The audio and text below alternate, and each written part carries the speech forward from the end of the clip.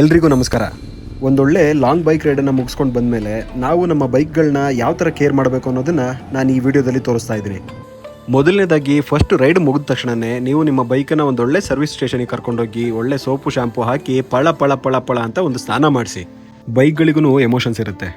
So ಈ ರೈಡಲ್ಲಿ ನಿಮ್ಮನ್ನ ಸೇಫಾಗಿ ಕರ್ಕೊಂಡು ಬಂದಿದ್ದಕ್ಕೆ ಆ ಬೈಕಿಗೆ ಒಂದು ಸಾಫ್ಟ್ ಹಗ್ ಕೊಟ್ಟು ಒಂದು ಸ್ವೀಟ್ ಆಗಿರೋ ಕಿಸ್ ಕೊಟ್ಟು ಅದರ ದೃಷ್ಟಿನ ಫಸ್ಟು ತೆಗೆದುಬಿಡಿ. ಆಮೇಲೆ ನಿಮ್ಮ ಬೈಕ್ನ ಸೆಂಟರ್ ಸ್ಟ್ಯಾಂಡಿಗೆ ನಿಲ್ಲಿಸಿ ಫಸ್ಟ್ ಕೆಲಸನೇ ಚೈನ್ನ ಕ್ಲೀನ್ ಮಾಡೋದು.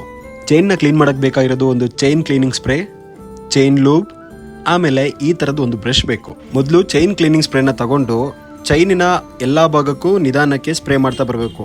ನಾನಿವಾಗ ಮಾಡ್ತಾ ಇದ್ದೀನಲ್ಲ ಇದೇ ಥರ. ಆಮೇಲೆ ಈ ಬ್ರಷ್ನ ತಗೊಂಡು ಚೈನನ್ನ ನೀಟಾಗಿ ಉಜ್ಜಿ ಕ್ಲೀನ್ ಮಾಡಬೇಕು. ಇಷ್ಟಾದಮೇಲೆ ಮತ್ತೊಂದ್ಸಲಿ ಚೈನ್ ಕ್ಲೀನಿಂಗ್ ಸ್ಪ್ರೇನ ಚೈನಿಗೆ ನೀಟಾಗಿ ಸ್ಪ್ರೇ ಮಾಡಬೇಕು. ಆಮೇಲೆ ಒಂದೊಳ್ಳೆ ಬಟ್ಟೆ ತಗೊಂಡು ಚೈನನ್ನ ನೀಟಾಗಿ ಕ್ಲೀನಾಗಿ ಒರೆಸಿ. ಈಗ ಚೈನಿಗೆ ಚೈನ್ ಲೂಬ್ನ ಹಾಕುವಂಥ ಟೈಮ್.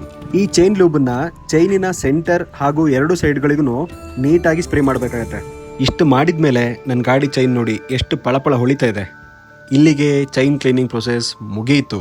ನೀವು ನಿಮ್ಮ ಬೈಕ್ನ ಇಷ್ಟು ಕೇರ್ ಮಾಡಿ ಸಾಕು.